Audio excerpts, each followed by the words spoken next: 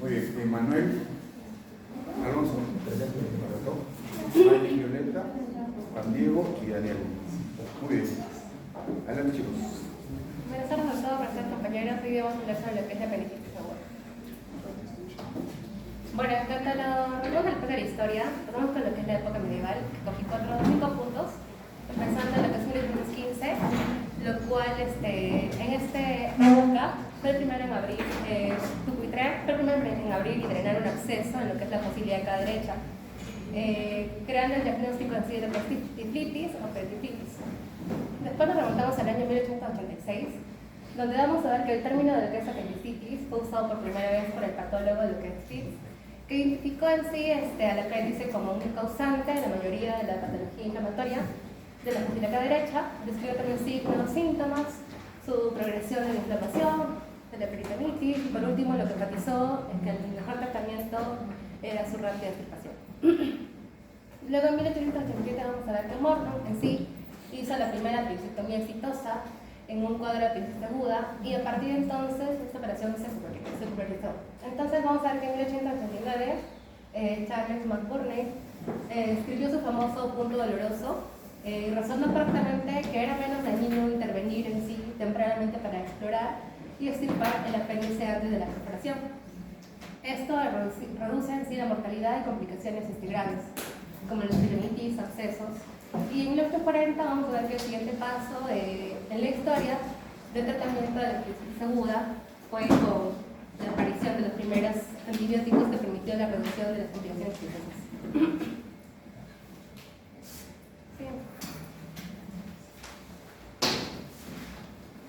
Bueno, haciendo el caso frecuente anatómico, vamos a ver que se ubica en la fosa ilíaca derecha y es una prolongación del ciego, que aproximadamente mide de 7 centímetros y de 3 a 5 milímetros de diámetro. Su implantación se encuentra en sí a 2 centímetros del orificio vesical, donde en sí convergen con 3 tenias del colon. Posee un meso independiente que contiene los vasos apendiculares. Vamos a ver también su irrigación, su drenaje y sus estructuras histopatológicas. Entonces vamos a ver su irrigación, que la arteria principal es la arteria apendicular. Esta arteria apendicular se va a encontrar con la arteria ileocólica y viene de lo que es la rama arteria mesentérica superior. En cuanto al drenaje venoso, igualmente la principal es la vena apendicular. Igualmente va a estar relacionada con la vena ileocólica y se va a drenar en lo que es la rama de la arteria mesentérica superior. Y en cuanto a las estructuras, vamos a ver 4 capas importantes, que la primera es la mucosa, que es la más interna. Vamos a ver que está compuesta de lo que es epitelio cilíndrico simple. Luego sigue la mucosa, y está compuesta de tejido conectivo laxo, y la muscular, que se va a dividir en 2, longitudinal y secular. Tiene la funcionalidad de motilidad y contracción, y la serosa, que es la más externa, que nos referimos al peritoneo. Bueno, entonces hablé de la irrigación, lo importante de lo que es la arteria apendicular, luego la arteria ileocólica y la rama de la arteria mesentérica superior. Igualmente acá vamos a ver la variación de lo que es la posición del apéndice biforme. Como sabemos, la más frecuente es lo que es la red musical.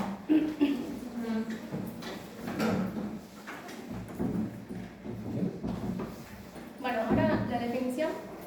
Vamos a ver que es la inflamación del apéndice biforme y presenta en sí la causa más común del abdomen agudo e indicación quirúrgica de urgencias en el mundo, ¿no? Su diagnóstico y tratamiento temprano son cruciales en sí para lo que es evitar complicaciones potencialmente letales, como la perforación y la peritonitis generalizada. En cuanto a la frecuencia de epidemiología, vamos a ver que es la causa más frecuente de abdomen quirúrgico. Su incidencia disminuye en países desarrollados y aumenta en países en desarrollo. La reducción, su frecuencia es asociada a un mayor consumo de fibra dietética también, y puede estar presente en cualquier edad, pero es más común entre la segunda y la tercera década de la vida. Predomina también ligeramente en varones y en personas de raza blanca, afecta aproximadamente de un 7 a 12% de la población, y las formas perforadas son más frecuentes en niños y ancianos.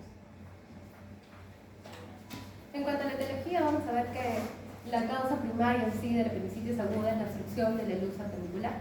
También vamos a ver lo que es la hiperplasia linfoide, que es la causa más frecuente, particularmente en niños y jóvenes.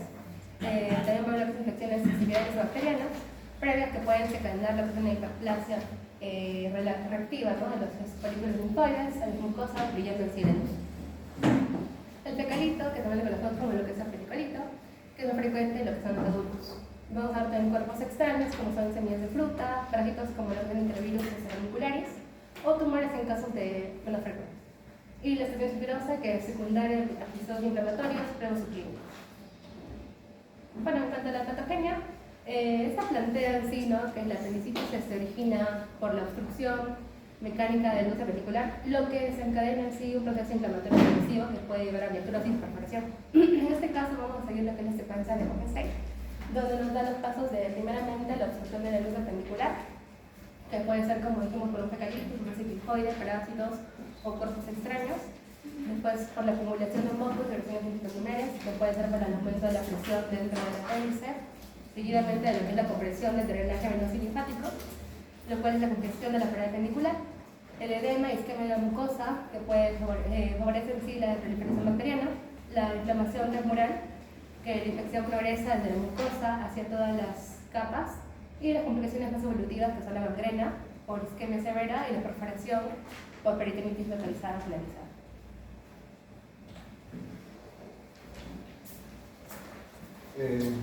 Me toca a mí hablar, buenas tardes, sobre las formas anatomopatológicas y la clínica. Que lo más relevante de lo que voy a explicar acá es para recordar un poco la fisiopatología de lo que acaba de explicar mi compañera. Como se dan cuenta, la causa más frecuente en los adultos va a ser un fecalito, lo que va a crear un aumento de la presión intraluminal, ¿verdad? Y esto va a generar cierta lesión isquemia, una congestión venosa a nivel de las paredes, ¿ya?, lo cual va a generar que haya isquemia, luego una trombosis de esta, por lo tanto una necrosis, una rotura, una perforación, absceso y las complicaciones. Este proceso va a ser importante porque en la siguiente diapositiva, tenemos la fase catarral o congestiva. Son tres fases en sí. Tenemos la catarral, la supurada, la fluminosa, o tenemos la última que viene a ser la necrosada, ¿ya? En la fase catarral, lo que vamos a ver que es importante es la ulceración de la mucosa. Es la fase más temprana. No hay un acuerdo respecto a las horas o en cuánto tiempo se da, ¿ya? Pero esta tiene que ver mucho, cuando vayamos a ver la clínica, sobre la evolución de los síntomas del paciente, que se inicia con un dolor periumbilical.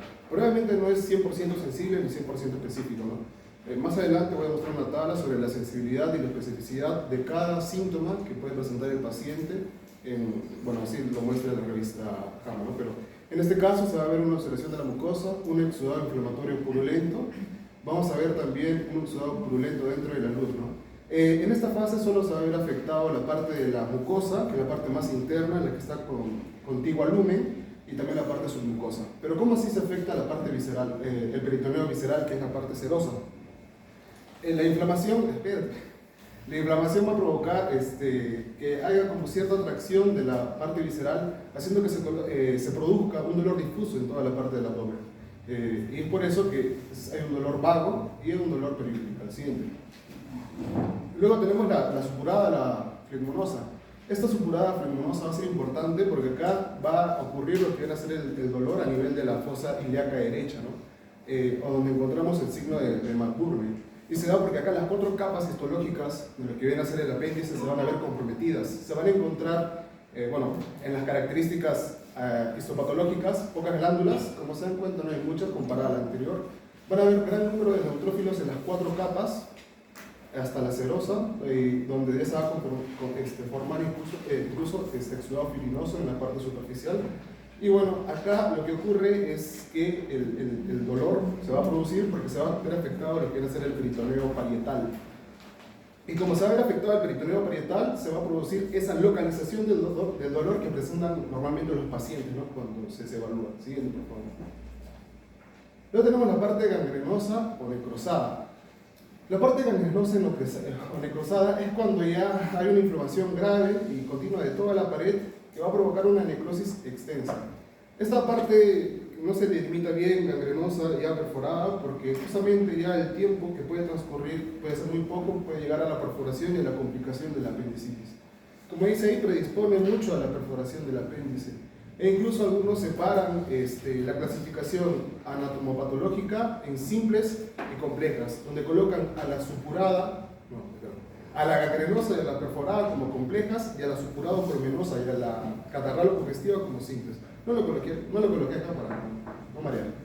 Y esto, bueno, se va a observar, ¿no?, todo lo que viene a ser la necrosis y, bueno, la perforación del apéndice es inminente y casi con certeza se va a producir en ese sitio que se ve. Y obviamente la pus que se encuentra a ese nivel va a salir al exterior, que puede provocar dos cosas: lo que viene a ser una peritonitis localizada o lo que viene a ser una peritonitis difusa, ¿no? En la parte localizada es lo que se va a llamar como clastrón apendicular, porque como el propio cuerpo va a querer defender ante cierta infección. Siguiente. Bueno, en los cuadros clínicos, el primer síntoma importante que se ve es el dolor abdominal de la apendicitis, que como ven, sabemos, va a empezar va a ser un dolor difuso que va luego a trasladarse, ¿ya?, a nivel de la fosa ilíaca derecha. Y obviamente de ahí se va a presentar los famosos diferentes signos que lo vamos a comentar más adelante. Uno de los síntomas principales o los más importantes es que el paciente, según Mangos, es la anorexia. Los pacientes no van a tener apetito. En un 80-85% estos pacientes de los que tienen apendicitis van a presentar anorexia, y un 40-60% solo van a referir náuseas con o sin vómitos, ¿no? Y la migración del dolor también es el siguiente. ¿Dónde le duele primero y dónde le duele después? Recuerden que está relacionada anatomopatológicamente con la fase catarral congestiva y con la supurativa. Los signos, tenemos los más usados, el de Murphy, ¿no?, que bueno, ahí coloqué la sensibilidad y la especificidad de cada uno. El signo de Murphy, bueno, recuerden que es de la espina ilíaca anterosuperior, la línea imaginaria hasta el ombligo, un tercio o 3 dedos. Hacemos una presión y ese dolor positivo. El signo de Robinson, cuando hacemos la palpación en el lado izquierdo, lo siente en el lado derecho. El del psoas. Estos signos, bueno, cuando nosotros hablamos de la apendicitis y vamos a tocar, la clínica va a variar con la posición anatómica del apéndice. La forma más común, adelantando un poco, siempre es la retrocecal, pero también hay la pélvica. La retrocecal es la más común y la pélvica es la que más se complica. Vamos a tener otras más, como la preilial o posilial. Esas están más relacionadas a síntomas gastrointestinales, como diarrea, estreñimiento, etc. Tenemos el signo del psoas, que va a ser con la extensión pasiva de la cadera derecha y del obturador, con la flexión de la cadera en la rodilla y una rotación interna de la cadera. ¿Sí? Ahí coloqué lo que viene a ser los síntomas de cada uno, y coloqué los signos y la sensibilidad y especificidad de cada uno. El más importante ahí es el de 80-90 o el de 90-100, ¿ya?, que es que el dolor es, o sea, ¿cómo se puede decir?, es antes que inicien los vómitos o las náuseas. Siguiente. Bueno, tenemos acá según la localización, o sea, vamos a ver ahora variantes según la localización del apéndice y también referente a la edad, ¿no? En el caso de la localización, la retrocecal, que es la más común, pero a veces va a presentar signos atípicos o síntomas menos distintos, ¿no? El dolor a este nivel se va a encontrar más que todo en el flanco derecho o en el área lumbar derecha, especialmente si el apéndice va a estar ubicado extraperitonealmente. Y bueno, estos pacientes van a tener una mayor incidencia y gravedad de vómitos. Acá están las pruebas del psoas y la prueba de Baldwin, que simplemente es que el paciente está en decúbito lateral y se le pide que con la pierna recta tan solo haga una pequeña extensión. Y si siente dolor, pues siguiente. El pélvico, que es la que más se complica, va a tener, como está a nivel del apéndice, va a tener a presentar más signos del nivel del tracto urinario inferior. También puede haber trastornos intestinales, como estreñimiento y diarrea, y obviamente el dolor va a estar ubicado más a nivel suprapúbico o hipogástrico, ¿no? Siguiente. La preiliar, igual, predominantemente, va a tener más recuento elevado de leucocitos, ¿no? Siguiente. La posiliar, pues trastornos intestinales como estreñimiento, diarrea, son muy raros, la verdad, ¿no?, según la fuente que usamos. Las implicaciones generales de las posiciones atípicas ocultas, bueno, la posición anatómica es fundamental para la presentación clínica. Si bien el dolor y la sensibilidad en la fosa ilíaca derecha son comunes, las posiciones específicas, como vemos que son como medio, van a producir síntomas y signos adicionales, lo que nos puede llevar también para ver cómo vamos a hacer la parte del tratamiento, ¿no? Y bueno, en posiciones ocultas o cuando es difícil de topar, pueden ser sutiles o típicos. Siguiente. Bueno, apendicitis ocurre en niños, obviamente la exploración física va a ser un poco más complicado, uno porque no se puede conversar con un niño por el hecho de que es menor. Incluso en la guía de Wessel se dice que a los niños se les determina de 1 a 16 años, ¿no?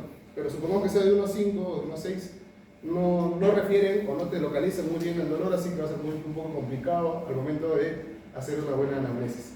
Pero mayormente estos van a tener el dolor en el inferior derecho, imposibilidad para hablar o caminar con medicación, dolor que aparece en la percusión, al toser, al trincar, ¿no? Y bueno, hay que tener mucho cuidado. Es más, según también la guía recomiendo, no hay que retrasar la apendicectomía más de 8 horas. Se tiene que hacer lo menor de 8 horas y una vez ya lo hemos diagnosticado.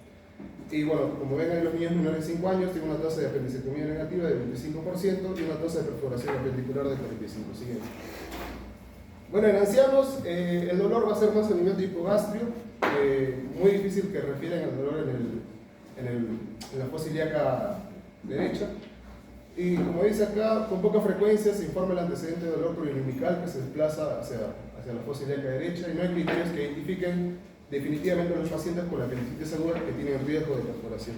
Pero normalmente o sea, como si el paciente está en shock séptico o lo encontramos muy deshidratado, bueno, o sea, lo vemos mal, pues obviamente sí hay que hacerle la terapia de inmediato, ¿no? La terapia quirúrgica. Siguiente.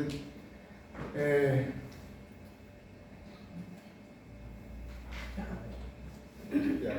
Apendicitis en las pacientes embarazadas. Acá va a ser un poco más difícil lo que viene a ser el diagnóstico, pero siempre debemos sospechar de una apendicitis si hay un dolor abdominal de inicio reciente.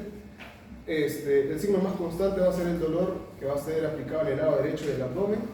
Solo 57% de estas pacientes van a tener un dolor característico a nivel periumbilical difuso que luego se desplaza, ¿no? Y referente, bueno, la clínica, como se verá, debe ser muy ambigua, tal vez no se presente tal cual como se explicó al un inicio, pero obviamente luego de eso está lo que viene a ser la parte de ayuda imagenológica, donde mayormente se recomienda usar como primera opción la ecografía, que eso lo va a explicar mi compañero, le quité su par, pero luego también se puede usar la resonancia magnética. Siguiente.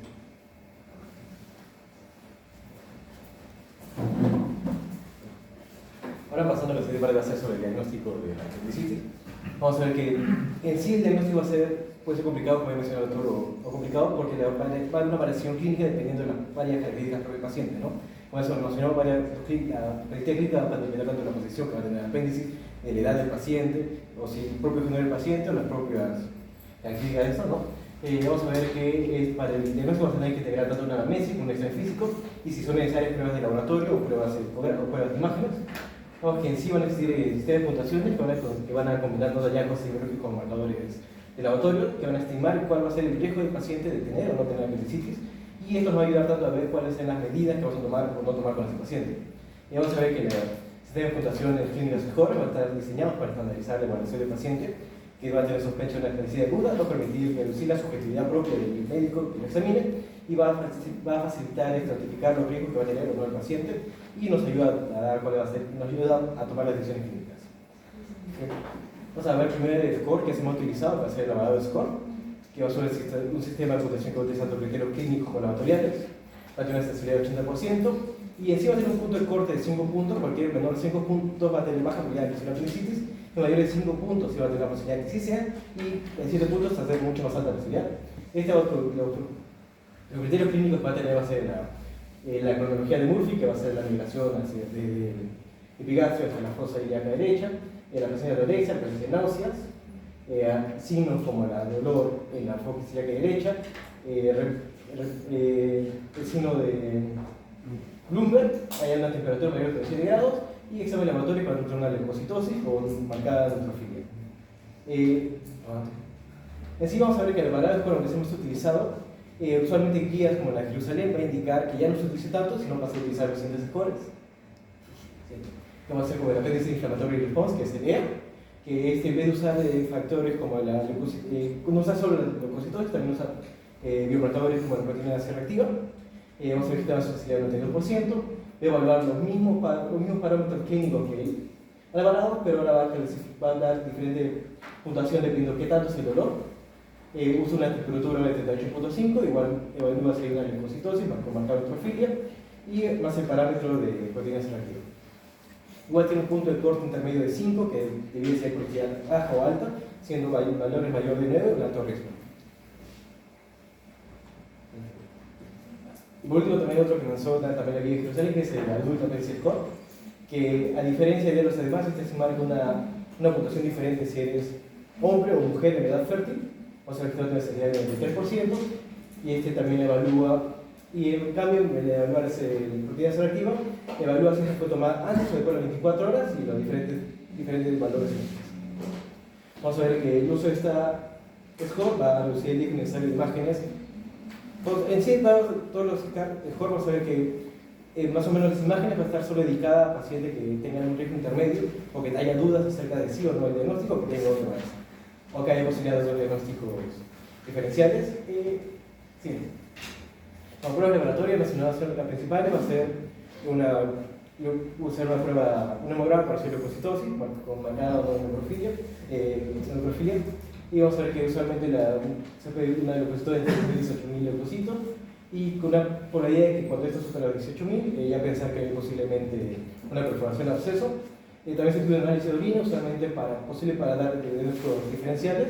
Vamos a ver que muchas veces se puede confundir el dolor con una pilonefritis o con un lito ubicado justo en la zona derecha. Y además en mujeres fértiles se recomienda usar una prueba de embarazo para descartar posible embarazo ectópico o liberación y además se encuentra proteína selectiva, que también se usa en caso, pero igual que proteína selectiva, la proxicomina se utiliza más en el primer nivel, y se da que si la prueba de laboratorio no nos van a dar un diagnóstico por sí, sino que esta debe ser acompañada tanto de los exámenes físicos como la NESI para darnos la probabilidad de que tenga o no tenga.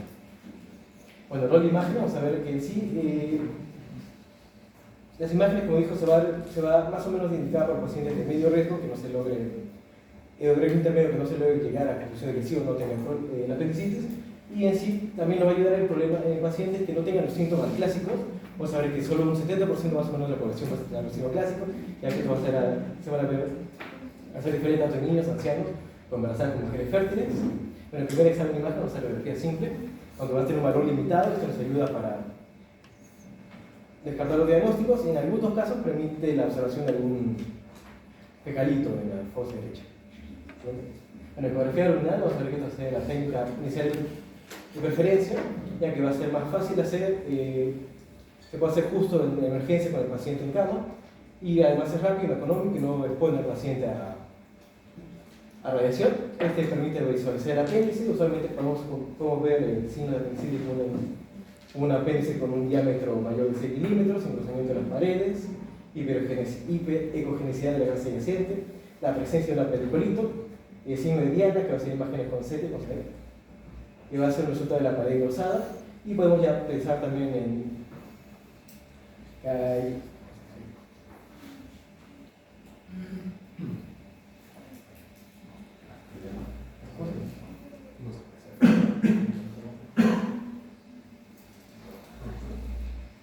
podemos simplemente empezar en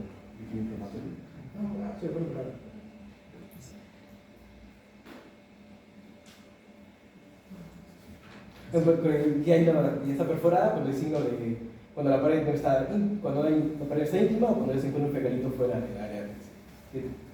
Bueno, tomografía ocular vamos a ver que va a ser de mayor precisión diagnóstica, más usada en primer mundo. En esta podemos ver ya hallazgos con la propia mismos hallazgos que podemos encontrar tanto en ecografía. Vamos a ver una detección de apéndice, engrosamiento de la pared, realza anómalo de contraste de la pared, infiltración de la grasa fecal, presencia de apedicolito, colecciones líquidas de absceso. Podemos también encontrar cambios inflamatorios ya en las regiones cercanas al apéndice, como en el ciego o adomegalias regionales, y podemos ver ya signos de perforaciones como gases luminal, un flemón, abscesos, apendicolitos extraluminales o defectos focales de la pared. Como dice, permite valorar la extensión de gravedad del cuadro, identificar diagnósticos diferenciales, y nos permite ver diferenciales cuando encontramos una apéndice normal. La resonancia magnética vamos a ver igual va a ser la misma, vamos a encontrar los mismos signos que en tomografía, pero esta va a ser más recomendada en pacientes que por condiciones no se recomendadas que estén expuestos a radiación, como en embarazadas o en muy pequeños. Bueno, el diagnóstico diferencial, vamos a ver que en sí los síntomas, claro, que vamos a encontrar los signos presentes en la apendicitis, se pueden encontrar en varias diferentes patologías, y estas no van a ser únicas estas, sino van a ser comunes en varios procesos inflamatorios en la región abdominal. Vamos que los síntomas y van a depender tanto de la edad, con el sexo, como la localización del apéndice. Y el cuadro puede confundirse con varias patologías, tanto interabdominales como pélvicas, físicamente mujeres, que se incluyen, físicamente mujeres, ¿no? Vamos a ver el diagnóstico diferencial del niño, que suele ser icteritis entérica, una icteritis aguda, una investigación intestinal. Vamos a ver el caso de initis, entonces el caso más frecuente en niños de convulsión de apendicitis. Vamos a ver que esta se va a ser diferenciable de la apendicitis, ya porque esta suele estar precedida de una infección respiratoria superior. Esta va a presentar un dolor abdominal difuso con hipersensibilidad poco localizada, o sea, en toda la región, y sin rigidez abdominal. Además, se puede encontrar con la linfadenopatía generalizada y encuentro de linfocitosis en el hemograma. Y cada día de linfocitosis tiene la característica, usualmente suele resolverse espontáneamente. Suele una gastroenteritis aguda, que va a ser la causa frecuente de la abdominal en la infancia. Y esta diferencia de la apendicitis suele presentar con diarreas profusas, pólipos abdominales que suelen resolverse con evacuaciones. El abdomen suele permanecer blando entre episodios dolorosos y no existen signos de localización y de defensa muscular. Igual tiene una evolución autolimitada. La otra que sería imaginación intestinal, que suele más presente en niños menores de 2 años, se presenta con dolores cólicos intensos, súbitos, con heces mucosas sanguinolentas, y se suele presentar y se logra por una masa alargada de la región. En el caso de diferencia en mujeres, vamos a ver el va suele formar película inflamatoria. Usualmente esta suele ser bilateral, pero cuando se presenta solo en la región derecha, en la zona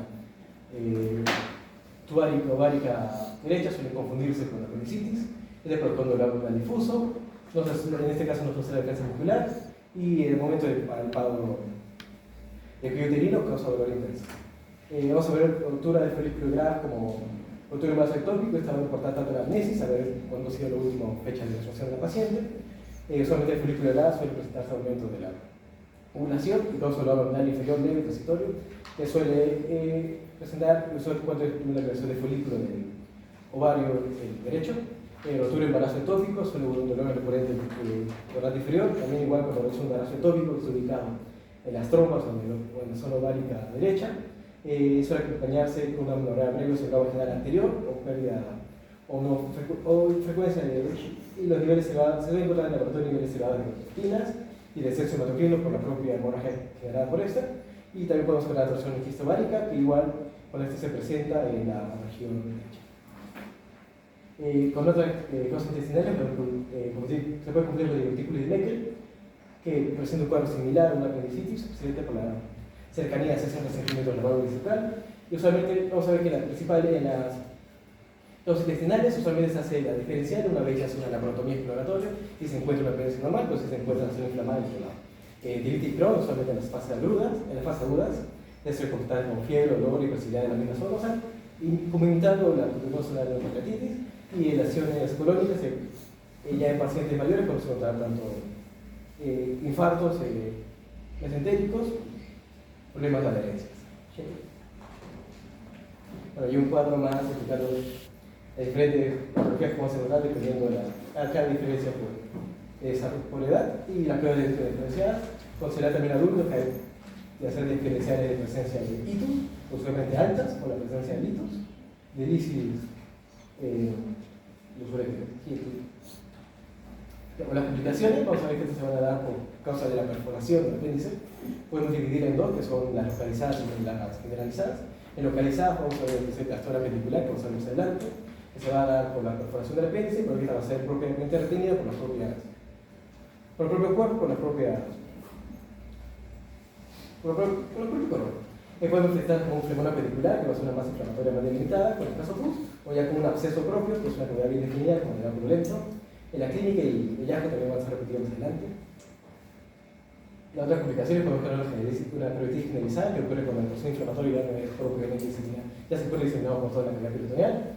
La serie más afectada puede ser el fondo del saco de Douglas y el paso sufragio derecho, y se puede estar con dolor abdominal intenso, náusea vómito, con una fiebre de 39 grados, defensa muscular involuntaria, contractura de esta, y usualmente se encuentra una leucocitosis mayor de 18.000. Otra complicación que se encuentra va a ser una plebitis, que va a ser una tromboflebitis de la céltica portal, que consiste en una tromboflebitis céltica de la portal, que va a ser con una clínica elevada de 39 grados, con frío, sin pericia, y se encuentra con una diagnóstico de ecografía o ya con una laparotomía de la paciente.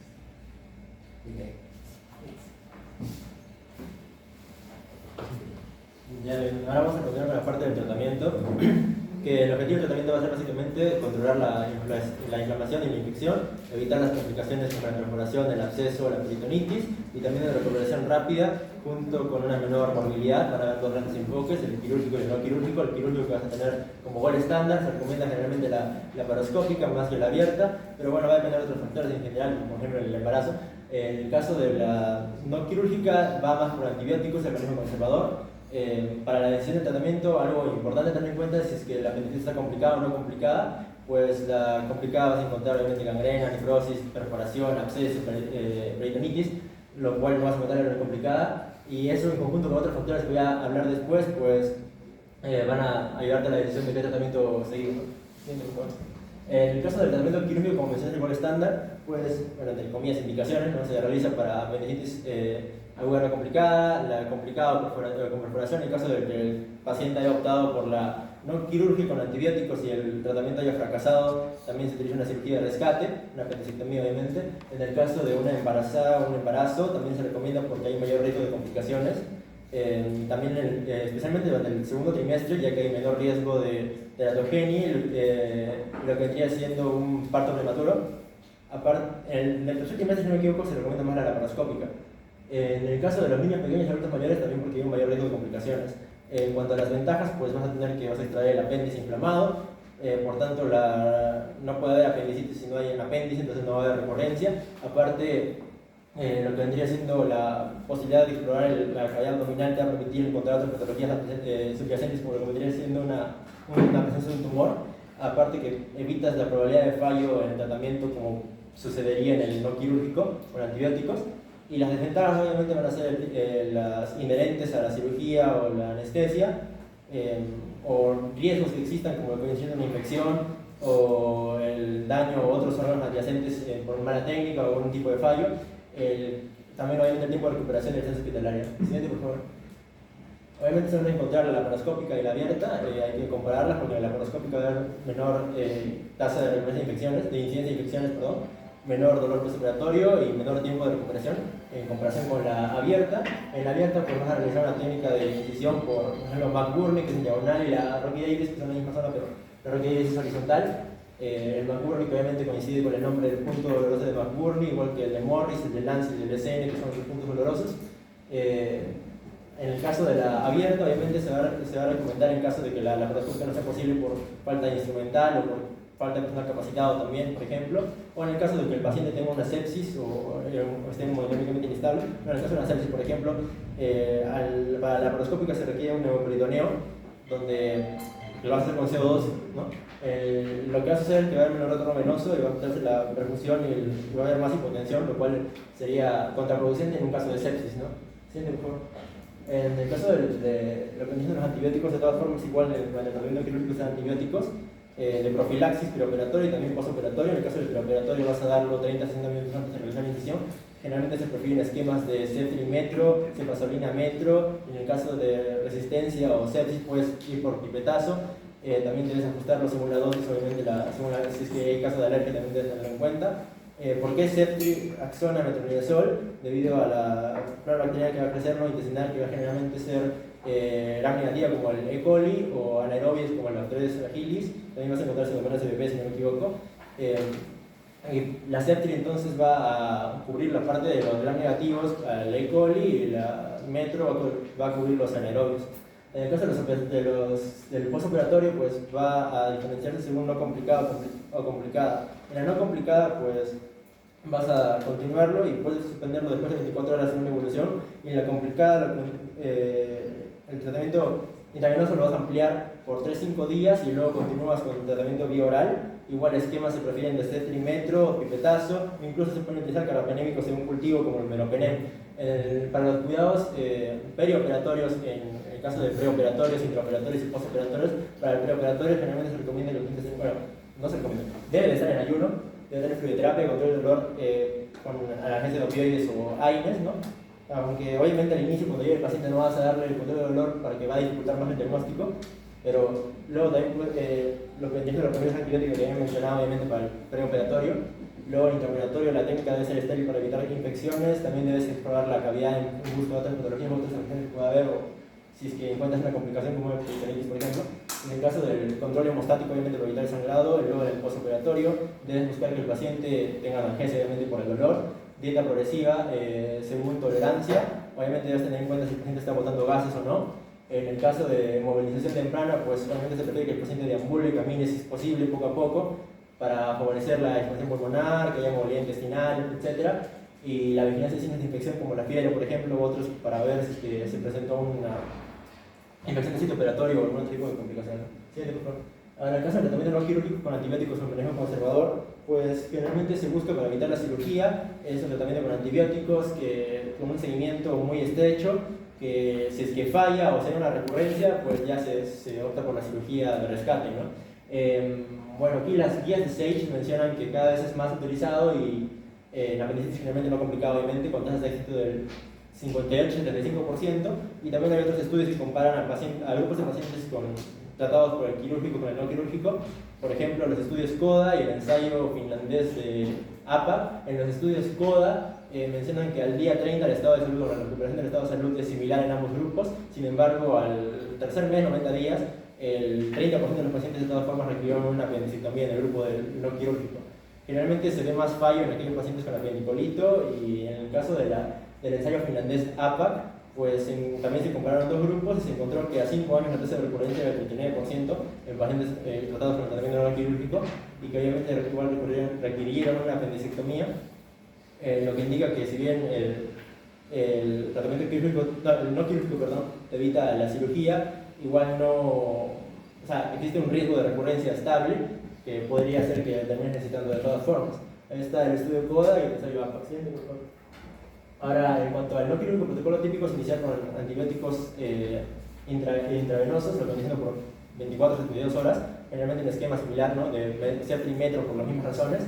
Luego cambio de antibiótico de vía oral por 7 a 10 días, pero se puede ampliar el tiempo según la evolución del paciente, según el caso. Se debe controlar o hacer un seguimiento estrecho del estado del paciente, si hay una presencia del dolor o un aumento del mismo, si hay fiebre persistente o si hay peritonitis o algún otro tipo de complicación, ¿no? Para ver si es que hay un fallo o recurrencia y recurrir a lo que dice la cirugía de rescate. En cuanto a las ventajas, obviamente te evita la cirugía, hay menor dolor post-tratamiento inmediato, bueno, te evitas los riesgos inherentes a la anestesia y la cirugía, pero la desventaja es que obviamente tienes un riesgo de recurrencia bastante estable, hay posible retraso de detección de complicaciones que se presentan, y vas a requerir monitorización más prolongada o recursos para seguimiento, ¿no? Ahora, criterios para decir el tratamiento, pues estos son los criterios que más que nada debes tener en cuenta: el estado clínico del paciente para gravedad, signos de sepsis, estabilidad hemodinámica, y como ya he mencionado, si optas por el quirúrgico, en el caso de sepsis se recomienda más la abierta que la laparoscópica por esos motivos que ya he mencionado. En el caso de evidencia de complicaciones intestinales, obviamente si es una complicada, optas más por el quirúrgico. Si es presencia de hallazgos de riesgo, por ejemplo el fecalito, ya he mencionado que en el no quirúrgico hay un mayor riesgo de fracaso, obviamente sería más recomendable optar por el quirúrgico. En la experiencia del centro disciplinar quirúrgico, obviamente necesitas para la laparoscópica ciertas herramientas y la capacitación del personal, que si no lo está o no las tienes, pues no podrías proceder con la laparoscópica. Preferencia del paciente informado, obviamente le informas al paciente de los tratamientos y los riesgos que corre, por ejemplo, en el no quirúrgico de recurrencia de la apendicitis, y otros factores como edad, comorbilidades, contraindicaciones quirúrgicas, etc. Ahora, criterios para alta y seguimiento: un paciente hemodinámicamente estable que tolere vía oral o de dieta oral, control de dolor con analgésicos orales y movilidad adecuada, ¿no? Debes educar al paciente sobre signos de alarma que pueda presentar, como fiebre, dolor creciente o vómitos persistentes, el manejo conservador, el plan de seguimiento con consultas o imágenes programadas, ¿no? Y explicar el riesgo, obviamente, de que haya una recurrencia, y generalmente se toma en cuenta que la recurrencia es más frecuente en el primer año. Siguiente, por favor. Ahora, en cuanto al plastrón apendicular, pues vamos a ver que el plastrón apendicular es una masa inflamatoria que se va a formar o va a ser formada por el apéndice inflamado, que puede estar perforado de forma parcial, con lo que vendría siendo el aumento mayor del epiplo, las vísceras adyacentes, que podrían ser, por ejemplo, el intestino o incluso los ovarios. En el caso puede llegar a formar un absceso, ¿no? Cuando hay colección purulenta, o puede quedarse como un flemón o una masa inflamatoria sin pus. En el caso de la patogenia, obviamente es una perforación controlada parcial del apéndice, ¿no? De la pared apendicular, que se va a perforar, pero no va a diseminarse porque va a estar contenida. ¿Por qué? Porque va a una reacción inflamatoria peritoneal de nivel normalmente mayor, ¿no? donde este junto con las vísceras adyacentes van a contener la inflamación, formando una especie de, o encapsulándola, ¿no? Formando una especie de masa alrededor del foco infeccioso. A la defensa local del organismo se considera esto como una defensa natural del organismo para retener la inflamación y que esta no se disemine por el abdomen, ¿no? Entonces, según la evaluación de proceso puede incluso haber necrosis local, formación de pus u otras complicaciones que incluso podría llegarse a romper el plastrón y diseminarse todo, ¿no? La inflamación o generar la fase secundaria, etc. Ahora, en cuanto al cuadro clínico, es ligeramente distinto al de una apendicitis aguda típica, es más subagudo. Vas a presentar dolor abdominal, náuseas, fiebre, malestar general, vas a encontrar pérdida de apetito en anorexia y puede volverse una masa dolorosa en la región, ¿no? Una masa inflamatoria en la fosa ilíaca derecha. Hay unas imágenes por ecografía o tomografía, más que todo para diferenciar entre el plastrón puro, si es que hay absceso o una masa inflamatoria nada más. En el caso de la apendicitis la ecografía, ¿no? Se visualiza una masa inflamatoria con contenido líquido o edema alrededor del apéndice. Y en la tomografía, pues más definen la extensión, la presencia de conexión, el grado de necrosis y el compromiso de estructuras vecinas. Siguiente, por favor. En cuanto a la evolución, pues depende de si es que es favorable o desfavorable, ¿no? Si es que es favorable con tratamiento conservador, ¿no? Con retorno a condiciones normales, podría no requerirse cirugía en algunos casos, aunque de todas formas sería recomendable, claro está. En el caso de la formación de abscesos, si la colección líquida purulenta progresa, puede haber una ruptura y por tanto una diseminación y por tanto una peritonitis. Puede haber además también recurrencia de la apendicitis aguda si no se realiza la apendicectomía y una fibrosis residual o adherencias que pueden generar obviamente unas complicaciones intestinales tardías. En el caso del tratamiento, pues va a depender de múltiples factores, ¿no? Del estado del paciente, de qué tan mal esté, el tamaño de la masa, presencia de absceso, recursos disponibles, etc. ¿no? El tratamiento de primera línea con tratamiento conservador inicial con antibióticos es la más utilizada. Cuando el paciente está estable, sin signos de sepsis grave, sin peritonitis generalizada y con masa localizada, se van a administrar antibióticos de amplio espectro, ¿no? Como gram negativos y anaerobios, ¿no? Por ejemplo el ceftrimetre que ya he mencionado. Vas a buscar que el paciente tenga ayuno alimentario, hidratación, reposo intestinal, vigilancia clínica estrecha, y si es que hay colección líquida mayor de su tamaño mayor de 3 centímetros, vas a optar por el drenaje percutáneo guiado por imagen si el acceso es accesible, ¿no? Ahora, si el paciente mejora, se continúa con el mecanismo de manejo conservador. Obviamente, si no, se buscan otras opciones. La apendicectomía diferida o apendicectomía de intervalos, como ya he mencionado, si el paciente mejora, se continúa con el manejo conservador y luego se opta por una cirugía de elección, una apendicectomía de elección, que se va a realizar entre 3 y 8 semanas después y va básicamente a disolver el apéndice y evitar recurrencias, descartar una lesión subsistente. En el caso de las ventajas que este propondría, entonces sería que se va a realizar una cirugía de condiciones más seguras para el paciente con menor inflamación, menores riesgos quirúrgicos inmediatos y otra opción sería la cirugía inmediata en el mismo ingreso, la apendicectomía precoz, en el caso de que el paciente esté con deterioro clínico, presencia de mejoría con el tratamiento conservador médico, presencia de peritonitis absceso grande que no puede manejarse percutáneamente, pues algunos centros realizan de todas formas una cirugía temprana aún en el plastrón, pero con resultados aceptables, ¿no? En el caso del drenaje percutáneo guiado más cirugía, pues si hay formación de un absceso bien delimitado, puede colocarse el drenaje percutáneo guiado por tomografía o ecografía y luego, según la evolución, hacer la apendicectomía diferida, ¿no? Y eso sería todo. Gracias. Bien.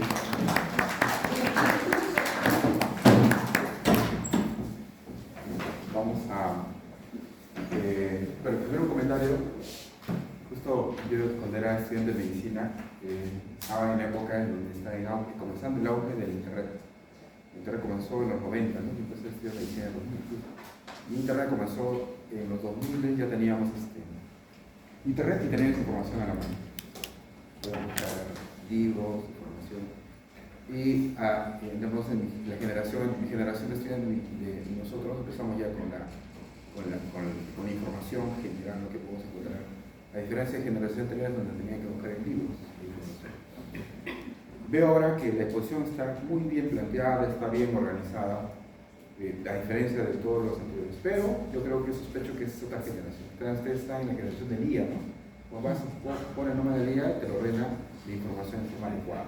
Entonces, eso hace que la presentación sea adecuada. Entonces, definitivamente vamos a entrar en otra generación, entonces definitivamente ese es otro, y vamos a encontrar, pero vamos a los resultados. Sigue habiendo pacientes, siguen falleciendo personas con apendicitis complicadas. Sigue llenando el hospital pacientes con apendicitis complicada. ¿Cómo se llama? Siguen quedando hospitalizados pacientes con apendicitis con varios días, incluso recuperaciones. ¿Qué está pasando? Se supone que toda la información, todo el conocimiento debe mejorar la salud, pero no, ¿qué es lo que está pasando? Son varios factores, no quiero decir los culpables, pero yo creo que uno de los factores debe ser el entrenamiento del médico. Hay un dicho, no famoso, sino alguna vez alguien, una persona, mientras a un joven no le exiges poco, no da nada. Si a un joven le exige más de lo normal, ese joven va a esforzarse mucho más. No vaya a ser que con toda la información que tenemos al aire, por la web, las tecnologías, los TIC, ¿no? No es que ese joven todavía nunca dé todo su potencial y están quedando formando médicos que podrían, si esta información es ahí, le diríamos a los médicos en los 70, los 80, estarían pues ellos maravillosos, ¿no? Sacarían el fruto al máximo. ¿Me entienden? Entonces, por ahí es un comentario para ustedes, ¿correcto? Y mi ejemplo que es más difícil motivarlos por todo lo que tienen, pero el que lo logre, esperamos que, ¿cómo se llama? No sé, que ustedes traten de motivarse más y pensar que esa información no está ahí. Ustedes pueden aprovechar al máximo, y ese aprovechando al máximo va a hacer que finalmente su formación sea mejor y el tratamiento final de los pacientes sea, que es la razón de la carrera. Muy bien, vamos entonces a algunos puntos interesantes. Primero va a preguntar al público y después la respuesta que van a hacer sus compañeros, cualquiera, y si no responde, nota, sigue bajando como tiene sus 20, sigue bajando hasta menos tanto puede estar. Muy bien, listo. Lo primero entonces que hemos visto, ya. Primera pregunta, ¿cuáles? Sus compañeros hablaron de posiciones de apendicitis, posición de apéndice y posición de apendicitis. ¿Quedó claro eso? ¿Qué es la posición anatómica de un apéndice? No, la posición anatómica de un apéndice es, bueno, su nombre mismo dice, la posición anatómica del apéndice, ¿no? ¿Cuál es la más frecuente, la posición anatómica del apéndice? Retrocejal. La retrocejal. ¿Y cuál es la posición más frecuente de las apendicitis agudas? Bueno, eso es un dato que justamente nosotros, cuando se la paciente, podemos un poquito aclarar, ¿no?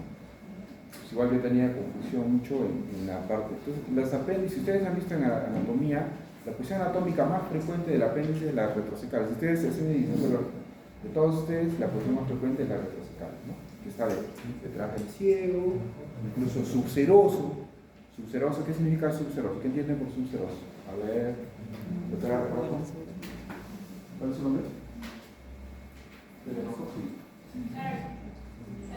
Carolyn. A ver, ¿qué entiendes por apendicitis subserosa? Es un término que se utiliza bastante en los reportes operatorios, subserosa. Retrocecal subserosa. Van a escuchar bastante eso. Significa la serosa es peritoneo. La serosa, el peritoneo parietal, el peritoneo visceral es una serosa. La parte que tapiza la pared posterior del abdomen, de la cavidad abdominal, de la cavidad peritoneal, peritoneo parietal posterior. Si está la apéndice detrás de ese peritoneo parietal posterior, o sea, teóricamente en el espacio retroperitoneal, le decimos subserosa. ¿Entienden, no? Entonces, si la apéndice está detrás del ciego y el ciego está, dice una apéndice detrás del ciego y no está cubierto por serosa, entonces decimos subserosa, o sea, está en el espacio retroperitoneal. Entonces, si esa apéndice se perfora, puede que esa pus se vaya detrás del peritoneal, no se ve detrás, ¿correcto? Y va a ser un absceso retrocecal o va a ir a la a la región del espacio retroperitoneal, va a producir una infección alrededor del riñón, en la grasa retroperitoneal, ¿correcto? Entonces, eso puede ocurrir, ¿ya? Apéndices ulcerosos. Entonces, y las apéndices, las otras son las apéndices que están cubiertos por peritoneo visceral, son los apéndices libres, ¿correcto? Nosotros llamamos apéndices libres en la jerga de los cirujanos. La anterior, la ascendente, la pélvica, la subserosa, la subsecal, son apéndices libres, digamos, ¿no? Cualquier posición son apéndices libres, ¿correcto? Las apéndices libres son aquellas, entonces, que están cubiertas por peritoneo, y de ellas, lógico, por gravedad, la que va descendente interna o pélvica, ¿correcto? Se ha observado que con los pacientes que tengan, se ha observado que, por lo menos en el hospital, lo que observamos frecuentemente, que los pacientes con apendicitis aguda, creo que la mayoría tiene posición libre. Está libre la pélvica o descendente interna, ¿correcto? Entonces, pero no tendría lógica, ¿no? Pero nosotros si por anatomía decimos que la mayoría de personas tiene apéndice retrocecal, por lógica, la mayoría de personas debería tener apendicitis retrocecal, ¿cierto? No ocurre eso. Por alguna razón, tiene que ver con la posición anatómica, las apendicitis retrocecales en sí tienen menos riesgo de hacer inflamación que una apendicitis libre, como una pélvica, ¿me entienden? Correcto. Muy bien. Pero las apendicitis libres, la pélvica, son más fáciles de diagnosticar, son más rápidos de ver. Una anécdota, me acuerdo que estaba de residente, soy de residente en el Hospital Nacional de Lima, y ¿cómo se llama? Todos los residentes, pues, ya nosotros de R1, pues, estás ahí abajo en emergencia, de vez en cuando te llevan para hacer R2, pero cuando llegan de R2, has ayudado a bastantes apendicectomías, y entras a operar, prácticamente operamos en la noche, de 3 a 5 apendicitis por noche, 3 a 5 apendicitis por noche. Recuerden que el niño tiene millones de niños. Pero tal punto que nosotros, los cirujanos decían, a ver, presidente, listo.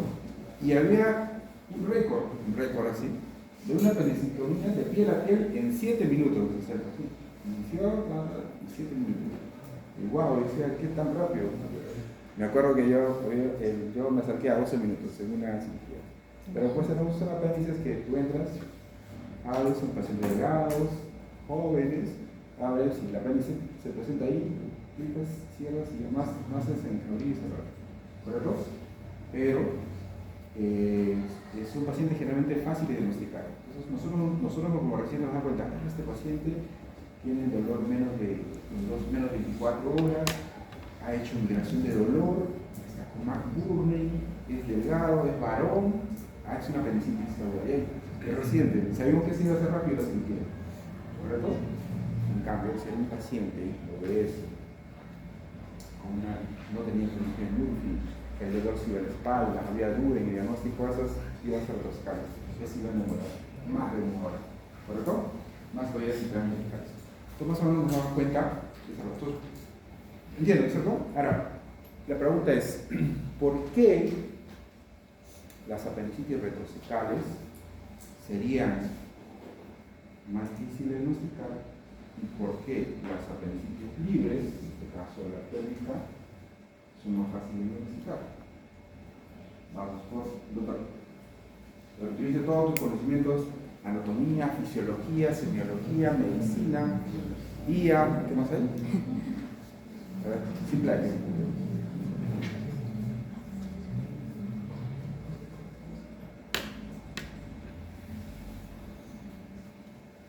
Porque a sus compañeros no hablaron y ese tema solo que vamos a ver. El público. A ver, doctores. La posición anatómica, la retrocecal va a tener síntomas más atípicos. Pero la pregunta es ¿por qué? Sí, sabemos que tiene aquí, pero ¿por qué? A ver, ¿alguien? A ver. No suele estar cubierta por el propio peritoneo, entonces no venían los signos clásicos de inflamación peritoneal, no había blue, o sea, no había algún número inflamacado, no había rosco. Ya, pero ¿por qué? Porque sería más inspección retroperitoneal no había una inflamación del peritoneo en sí. O sea, no tanta inflamación del peritoneo en sí. Ya, es algo está que se acerca, pero algo más, vamos, esta generación debe ser ya lo máximo. Sí, antes del día, eso de lo que respondían bien, ¿ah? ¿Sí? Con el día todavía no, vamos. A ver, el peritoneo visceral, existe el peritoneo visceral y el peritoneo parietal. ¿Qué diferencia hay entre peritoneo visceral y parietal? ¿Doctora? ¿Cuál es el? ¿Nadie? Ah, no. A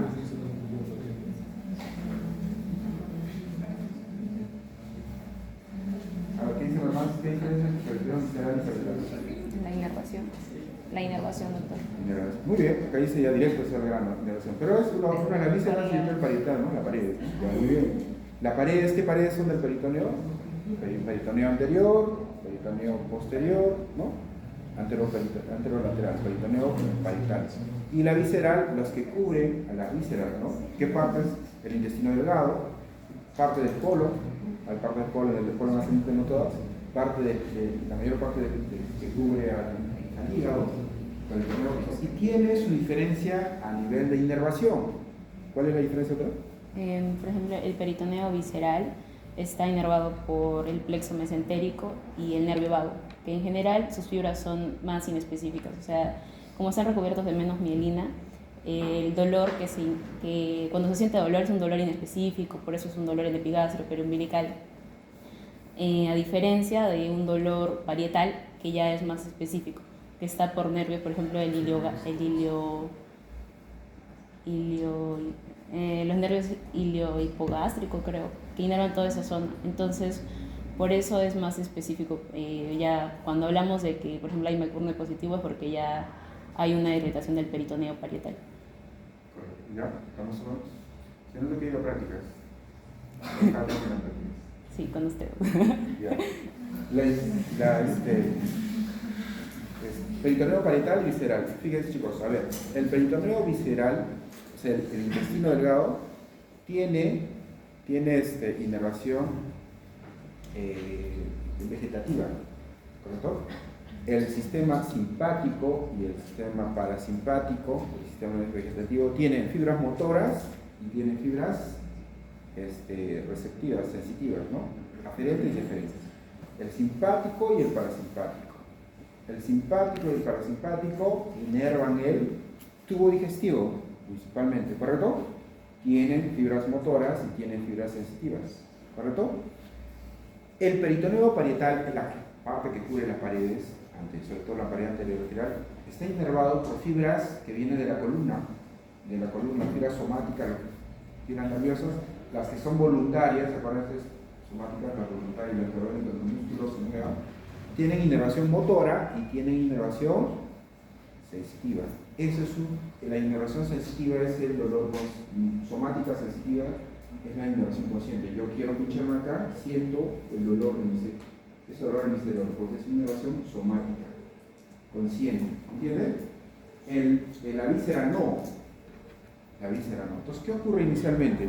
¿Por qué inicialmente existe, por qué las apendicitis libres son más fáciles de explicar? Están libres, están en la cavidad peritoneal, cuando se inflaman van a chocar, hacer contacto con el peritoneo parietal, ¿correcto? Al hacer contacto con el peritoneo parietal que está ahí, vamos a sentir rápido el dolor. ¿No soy el dolor visceral? Allá, fase de la apendicitis. ¿Cuál será? La catarral digestiva, la supurada y la... ¿Qué ocurre en la supurada gangrenosa perforada?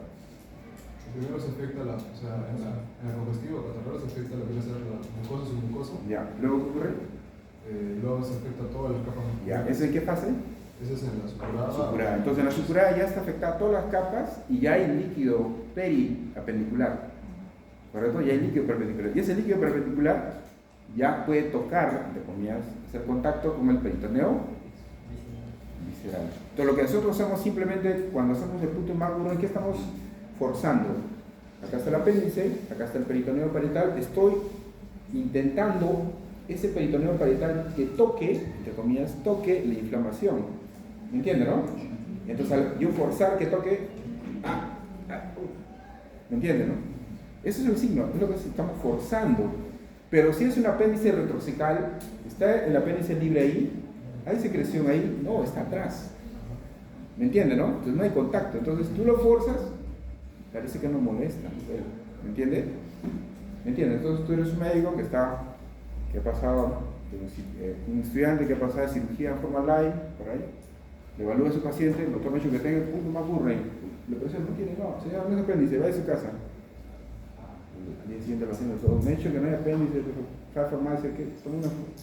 Llega al hospital de 3, 4, 5 días complicado, con shock séptico. ¿Se entiende, no? Entonces, por eso, entre comillas, ¿no? No quiero decir, más o menos. Por eso, entonces, por eso que la apendicitis retrocecal es más difícil, ¿no? El diagnóstico. ¿Correcto? Muy bien, vamos a la siguiente pregunta. Entonces, ya sabemos la inervación visceral. Ahora, ¿por qué duele en un 70-60, dijeron ellos, pero un 70% de casos en otros autores? Vamos a quedar con un 70% de los casos de apendicitis aguda. Primero hay un dolor periumbilical o en el mesogastrio y luego hay una migración a fosa ilíaca derecha. En la información que ellos encontraron no hay una hora definida, ¿no dicen? Pero nosotros, con la experiencia que he observado, ese dolor ocurre más o menos a las 6 a 8 horas, la migración. Y está asociada a náuseas y vómitos. O sea, inicialmente el dolor se llama cronología de Murphy, así lo llamamos nosotros. El dolor empieza a nivel de mesogastrio, epigastrio, puede ser periumbilical, hay náuseas y vómitos, el dolor se migra a la fosa ilíaca derecha después de 6-8 horas, desaparecen las náuseas y vómitos y el dolor es más constante en ese estado. Por eso, ese es nuestro organismo Murphy. La pregunta es, ¿por qué dolió acá y por qué dolió acá? Pero bueno, ¿qué pasó? ¿El apéndice se bajó? ¿Cuál es la razón? Ahora vamos a buscar aquí. La doctora, usted es el último a la derecha. ¿Nombre? Adriana. Ahora Adriana. ¿Por qué cuál es la explicación fisiológica, neurológica, fisiológica de esa migración del dolor?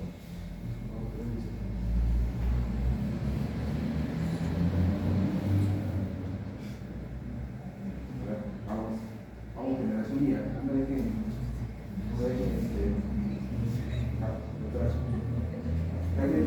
Antes de seguir avanzando, me acuerdo que yo me resistía a utilizar el día hasta que un día tenía que hacer un trabajo y dije, pues voy a probar el día. Me sorprendió, dije, wow, qué interesante. Y le dije, estos chicos, ¿por qué mis internetos el otro día, antes yo me estaba en el trabajo de tengo que exponer, lo leían y lo me preguntaron, hizo excelente posición, pero no volvía el tema, no entendía. Entonces entendí cuál era la razón. A ver, vamos. ¿Cuál es tu nombre? Alison. ¿Por qué? Dirás, ¿por qué dolor aquí? Y luego allá. A ver, los doctores, vamos doctores. A ver. ¿Tu nombre es? Alonso. Bueno, básicamente el motivo general que mencionaba, ¿no? Que lo primero en detectar sería el peritoneo visceral, que va a estar compuesto por fibras C, o sea, van a ser de no mielina, son más inespecíficas, aparte son simpáticas, por tanto es lo que afecta más a lo que vendría siendo la anorexia, los vómitos, etc., al hilio intestinal, y con la integración que tienen, ¿no? Que va por las fibras aparentes viscerales que van en concordancia con lo que viene siendo la esplénica menor inferior, no me equivoco, que va al plexo mesentérico superior y esto va a la T10. Luego lo que se afecta después es la parietal, que está por fibras A, que son somáticas, que son las que ya van el dolor más específico. Y son las que están por la, como ya mencionó mi compañera, las iliohipogástricas, las ilioinguinales y las intercostales inferiores, No lo tienen profesor. que van T12, L1, etc. Muy bien, listo. Correcto. ¿Entendió usted otra? ¿Cuál es su nombre? Leslie. Muy rápido, pero, o sea... Muy rápido, dice, muy rápido. A ver, el resumen, ¿qué entendiste? Es una broma, chicos, no ha quedado no es. Sabemos que hay neuronas especiales que transmiten el dolor y inician. Bueno, para no solo sufrir mucho. En realidad, ya sus compañeros mencionaron que en la fase catarral o congestiva el dolor está solo en esta zona. ¿Por qué? Porque inicialmente la inflamación es la resolución de las fibras sensitivas viscerales que están, acuérdense, el tubo digestivo lo tiene el plexo de Howard y entérico, ¿no? Son los plexos que entonces generalmente se dice que que cuando una víscera se distiende hay dolor. Si una víscera le pincha, le corta, no duele, pero si se distiende hay dolor. Entonces, ¿cuál es la causa de la apendicitis? ¿Por qué ocurre la apendicitis? Inicialmente por una obstrucción. Obstruye por un linfoide, por un tejido linfoide, o por un fecalito, o un parásito. ¿Correcto? Se obstruye y luego ¿qué ocurre? La parte distal se distiende. Esa distensión es la que recepciona el sistema nervioso vegetativo. Y esa distensión te da síntomas vegetativos no localizados. Penibilidad, náuseas y vómitos. ¿Me entiendes, no? Entonces, eso es lo que ocurre. Entonces, por eso hay sensibilidad, porque solo primero se distiende, hay sensibilidad vegetativa. Ya cuando existe la secreción, ya pasan las horas, hay secreción, porque la congestión catarral puede durar pocas horas, y hay secreción periapendicular, se toca el peritoneo parental y hay proceso de dolor. ¿Correcto? Los maestros ya antes de mi generación decían, el dolor inicialmente duele a los pacientes, pero una que se perfora ya no duele, decían. Yo no le creía mucho, pero por ahí va el asunto. ¿Correcto? Por ahí. ¿Listo? No he visto mostrar mucho eso, pero bueno, listo, vamos a la siguiente. ¿Por qué entonces, cuál es la causa más frecuente? ¿Por qué se produce la apéndice? ¿Cuál es la causa para que se produzca una apendicitis en la población? Creo que no hablan los compañeros, pero vamos a preguntar a la persona. ¿Por qué se produce la apendicitis? ¿Qué hizo, qué no hizo? ¿Qué puede haber hecho? ¿Qué comió, qué no comió? ¿Cuáles son los factores de riesgo para hacer una apendicitis?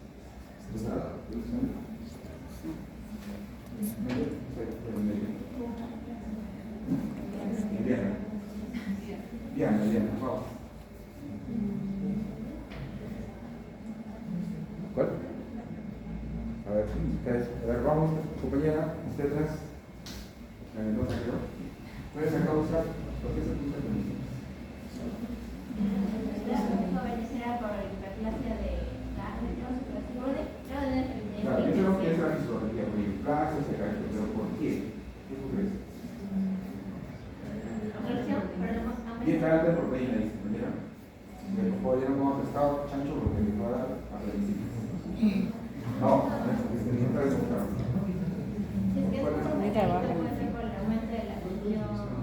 Pero ¿y por qué puede aumentar ese proceso? O sea, vamos al paciente. ¿Qué es lo que ustedes se dan una evolución? No puso los factores, no hay una causa, o sí, doctores. O sea, lo que te produce la obstrucción no es salado, ¿no? Es mala suerte, ¿no? ¿Cómo? A ver, mala suerte. O sea, le decía a tu paciente, le dijiste, doctor, usted que está en la generación, y le pregunta al doctor, ¿por qué me ha pedido apendicitis? Mala suerte. Claro, pero esa respuesta me puede dar mi abuela, su abuelo, mala suerte. Tiene lógica, simplemente es cuestión de probabilidad. No se ha demostrado un factor de riesgo para apendicitis. Tal vez lo que sí se ha observado con los pacientes que han tenido familiares con apendicitis van a hacer apendicitis. Pero yo sospecho, es porque si a un familiar, un papá, una abuela tiene apendicitis, es un problema que ya tiene apendicitis libre, ¿no? Y si tiene libre, la probabilidad que su hijo también tenga. Entonces, la más probabilidad de apendicitis. Pero no hay un factor por estar tal, que va a dar apendicitis. ¿Correcto? Bueno, no hay un factor. El paciente no porque haya comido algo, porque no haya comido algo, o porque haya hecho algo. ¿Correcto? Porque hay muchos pacientes, hay mucha creencia popular, incluso le retan, ya no vi eso, pero a sus niños le llaman la atención, pero ¿cómo hace esto? No, simplemente, pero sí, en las hiperplasias probablemente sí tenga que ver mucho con una infección. ¿Ya? Yo me acuerdo de una anécdota, estaba yo ya me pasaron internado, yo pasé un internado en cirugía, tenía que ir no en Tacna, sino que me fui a otra ciudad. Y ya pues, el internado pues sí, ya tenía que empezar el 1 de enero, pero no iba a irme pues a viajar, no me tenía que ir prácticamente pues Navidad, me tuve que viajar, ¿no? Entonces días antes ya estuve apoyando a visitar a otros compañeros que salían del internado para hacer algo, ¿no? Aprender algo más. Y en la guardia de Navidad, no de Año Nuevo, me tocaba hacer guardia, yo voluntario me presenté, ya, pues que va a ser guardia, ya no tenía familia, no estaba al hospital, y justo llega un paciente, una niña, no me acuerdo la edad, pero yo calculo unos 12 años ahorita, con apendicitis. Vamos a esperar, sí, antes de las 12 entramos a sala, y una adenitis mesentérica, me llamó mucho la atención, una adenitis mesentérica, no era apendicitis, eran los ganglios intestinales, los ganglios de colon estaban aumentados. Probablemente la infección viral le dio dolor y bueno, había entre la duda, entraron a la sala y era una lesión. Igual se hizo la apendicectomía, pero la causa era una adenitis. Es muy probable que si no se lo grababa, pero ante la duda, bueno, la neta porque me impactó esta vez en la primera guardia. Ya. Listo. Entonces, no hay una causa, ¿correcto? No hay una causa. Muy bien, pero sí esto no he escuchado hablar de sus compañeros, se les pasó. ¿Cuál es la edad más frecuente de una persona de apendicitis? Vamos a preguntar a...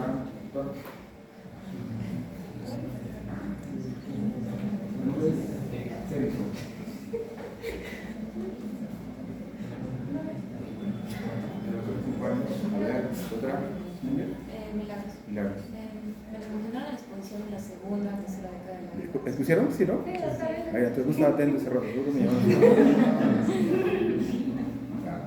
Perdón, disculpen. Ya, entonces está bien. ¿Cuál era? La Segunda y tercera década. segunda y tercera. Si ustedes van a ver, la mayoría de pacientes son jóvenes y no han tenido ni una patología anterior, no han tenido, son generalmente jóvenes, ¿ya? Pero son, ¿correcto? Son jóvenes. Listo, vamos con la siguiente pregunta. Hablaron, vamos avanzando. Ya, sigue. Ahí, veamos esto, sigue. Ah, ya, el signo. Los signos. Entonces, ¿cuál es el objetivo de los signos? ¿Qué es lo que buscamos con los signos? Es tratar de hacer contacto el peritoneo parietal, ¿correcto? Correcto. Vamos a hacer un caso. A ver. A todos, mejor luego lo tiempo. De un paciente, están ustedes en su primera guardia, en el hospital, primera chamba, ya como médico graduado recién, están en emergencia. Les llega un paciente, mujer de 23 años, con una ecografía que dice sospechoso de una apendicitis. ¿Otra? ¿Cuál es su nombre?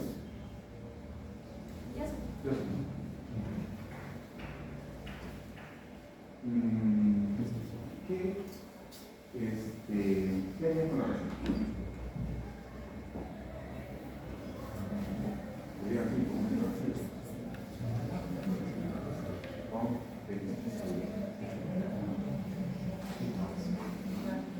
Gracias, Nahuatl.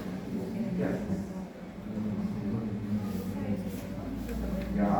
¿Examen físico? Ya, lo veo.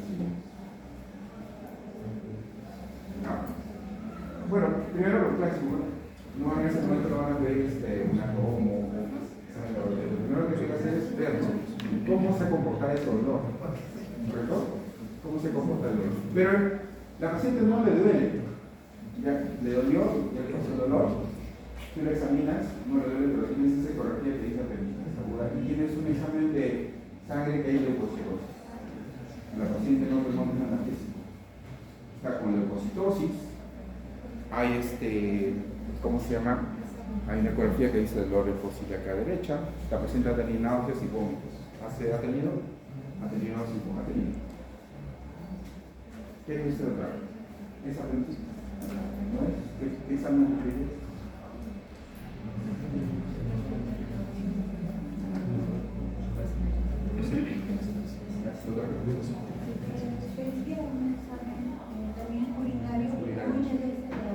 Ahí En el está. caso de mujeres, Pues urinario, ¿correcto? A ver, ¿qué dicen las más, doctores? En el caso clínico, O sea, está con leucocitosis.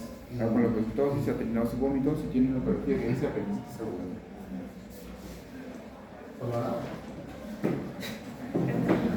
Tiempo de enfermedad. Lo más probable es que no sea el signo mínimo de apendicitis, signo mínimo de apendicitis, signo mínimo de dolor, pues si no hay dolor no es apendicitis, pues es algo lógico, ¿no? ¿De qué color es el callo blanco de clase? Es lo mismo que está preguntando, ¿no?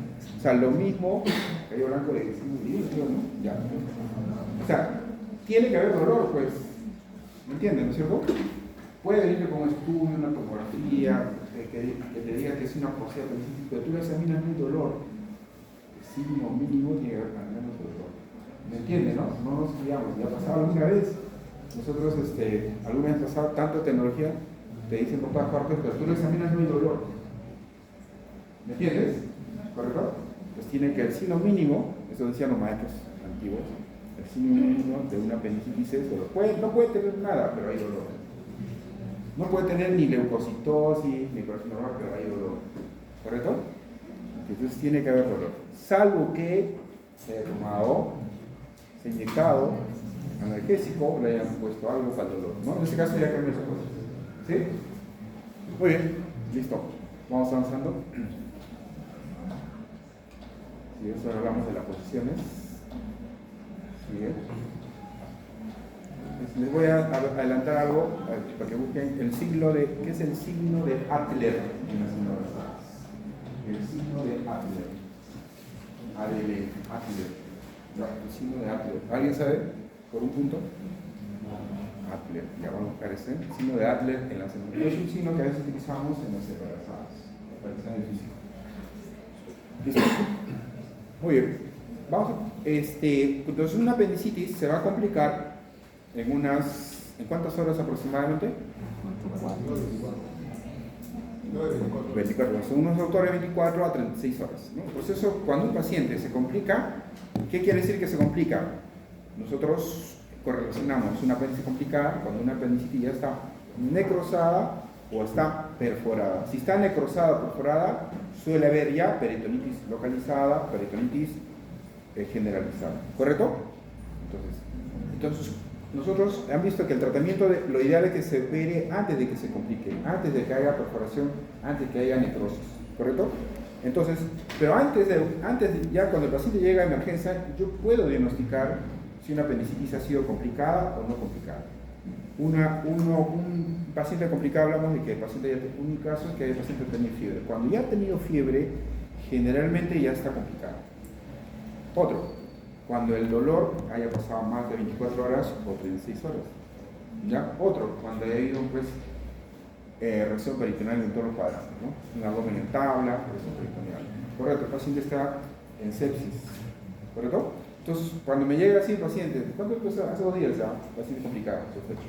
Complicado. ¿Correcto? Estaba con fiebre. ¿Correcto? ¿Qué pasaría si le llega, hablando de fiebre, qué pasaría si le llega un paciente que dice dolor, con migración de dolor, empezó el dolor aquí en la periumbilical y luego migró a fase derecha y también en ese momento apareció fiebre. Inicialmente inició fiebre y dolor. ¿Sería o no sería apendicitis? ¿Por qué? ¿Verdad?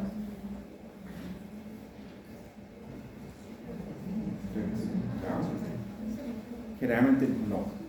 ¿Ya? Porque generalmente la fiebre se relaciona ya a una complicación. Si empezó un dolor abdominal junto con fiebre, puede que sea otra una salmonelosis, una fiebre tifoidea, ¿correcto? O el paciente dice, doctor, hace 3 días tenía fiebre y ahora me está doliendo el abdomen. Entonces ya es lo más probable que sea otra patología, ¿correcto? La fiebre, generalmente en la apendicitis, ya se produce cuando hay una complicación, generalmente, no siempre, ¿correcto? En los niños, a veces se produce bastante diarrea, ¿correcto? En los niños, a veces muchas veces se confunden. El paciente viene con diarrea en la jeca, se da su tratamiento, no mejora y llega con una peritonitis. En los niños es más rápido que se compliquen. Su epíplon es pequeño, es más difícil de diagnosticar, ¿correcto? En los adultos mayores también es muy frecuente que se compliquen. A veces entran a la sala con una obstrucción intestinal, por una peritonitis. ¿Correcto? Muy bien, listo. 3 preguntas más para terminar. A ver, han hablado mucho, ha estado de moda desde el año 2014-15, hasta comenzó a hablar del tratamiento no quirúrgico de la apendicitis. Es como apareció de un momento y se comenzó a... Pero todavía nosotros, bueno, esto es una opinión ya sesgada porque soy cirujano y no voy a opinar con el tratamiento. Todavía nosotros recomendamos que el gold estándar es el tratamiento quirúrgico, ¿no? Porque la apendicitis, algunos casos se pueden dar tratamiento médico y mejorar, pero el tiempo de espera, si el paciente se puede complicar o no, ¿correcto? A veces no. Nosotros recomendamos a todo paciente que tenga apendicitis, al menos así están también las guías del ministerio, apendicitis diagnosticada, apendicitis preparada para sala de operaciones. ¿Correcto? Entonces, ¿correcto? Ahora, por ejemplo, ustedes están en su salud, están en Guaití, tienen una ambulancia, solo un chofer, ustedes son unos médicos que están ahí, tienen solo un personal, no tienen laboratorio, y les llega un paciente con dolor, con migración a posibilidad, con dolor periumbilical, de 5 horas de duración. Y están en Guaití y dicen, ya, ¿lo refiero o no lo refiero? ¿Qué tal es apéndice o si es apéndice? Si es apéndice, sería el héroe. Si no es apéndice, me toca ir a un hospital, me va a gritar. No, héroe. Así se médico, me ha referido no se gastaran combustible, vas a poner una ambulancia que no tiene 8, poner la vida de los ocupantes, correcto, un gasto, y vas por ahí, que tal hay una verdadera emergencia, no vas a tener la ambulancia, correcto, son factores. ¿Qué haría? A ver, vamos a ver cómo se lo pasa.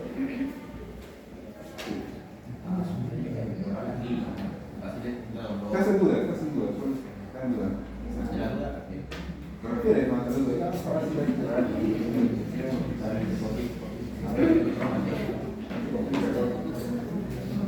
Justo hay paro de... Está bloqueado. No hay luz. No va a pasar.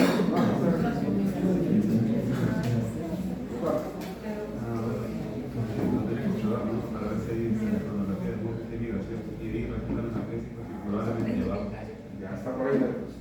Cuando ustedes tengan esa duda, un arma fundamental es la observación. El dolor de una apendicitis es fuerte, leve, moderado. No, es un dolor leve, moderado. No es fuerte, no es como un cólico renal que te hace. No es un cólico vesicular, son dolores no tan intensos cuando aparecen, suaves, ¿no? Entonces, y lo observas.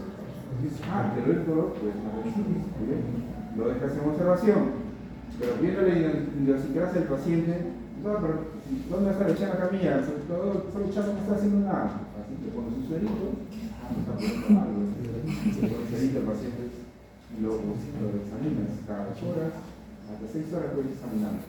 Y si es un dolor clínico, va a migrar y te dice, faltan 2 horas y van observando. El dolor es constante, cada vez en un momento, y el dolor no es fácil de acá, mientras más pasa el tiempo, se localiza mejor. Después de 6 horas, diagnosticas, no había dolor, ahora hay, perfecto. Diagnóstico, alta probabilidad de apendicitis aguda o apendicitis aguda y lo demás. En cambio, si el dolor desaparece solo, ¿no? Le puede dar, no le des analgésico, no se da analgésico, porque si no esconde el cuadro. Le puede dar un omeprazol, tal vez un antiemético, pero lo observas, ¿correcto? Muy bien. Y finalmente, el plastrón. El plastrón, ¿cuándo se opera un plastrón? Por ejemplo, hemos hospitalizado un paciente con plastrón apendicular, está en hospitalización y le damos un tratamiento médico. Pero este paciente a veces se complica. ¿Cuándo se complica un plastrón? ¿Doctor? ¿El nombre era? Cuando hay un acceso o preparación. Acceso o preparación, ya. O sea, habría que ver con la evolución del... Pues va a estar la masa ahí, ¿no? La hay que cerrar. Pero puede que con el pasar del momento el paciente pliegue presenta dolor que sigue limitando, entonces en esos casos ya había que retirar. O sea, ¿Y por qué en algunos casos, porque en el hospital donde yo me formé, apendicitis diagnosticada, o plastronal no plastronal, todos entrábamos, todos. Pero teníamos riesgo de hacer fístulas intestinales y a veces reoperaciones para poner una intestomía. ¿Por qué se trata de recomendar el tratamiento conservador de los plastrones?